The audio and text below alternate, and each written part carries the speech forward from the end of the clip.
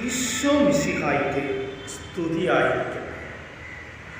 ഇന്നത്തെ തിരുവചന പഠനത്തിന് മുന്നോടിയായി നമ്മുടെ അയൽപക്കക്കാർ, നമ്മളുമായി ബന്ധപ്പെടുന്ന നാനാജാതി മതസ്ഥർ എല്ലാവരെയും ദൈവ തൃക്കരങ്ങളിലേക്ക് സമർപ്പിച്ച് പിതാവായ ദൈവത്തെ വിളിച്ച് നമുക്ക് പ്രാർത്ഥിക്കാം. സ്വർഗസ്ഥനായ ഞങ്ങളുടെ പിതാവേ, അങ്ങയുടെ നാമം പൂജിതമാകണമേ, അങ്ങയുടെ രാജ്യം വരയണമേ, അങ്ങയുടെ തിരുമന സ്വർഗത്തിലെ പോലെ ഭൂമിയിലുമാകണമേ.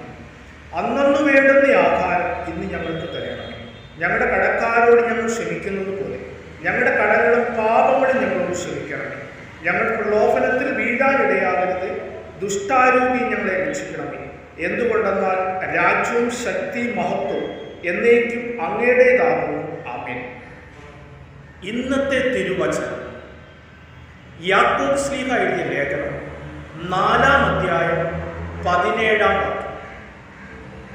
ചെയ്യേണ്ട നന്മ എന്താണെന്ന് അറിഞ്ഞിട്ടും അത് ചെയ്യാതിരിക്കുന്നവൻ പാപം ചെയ്യും.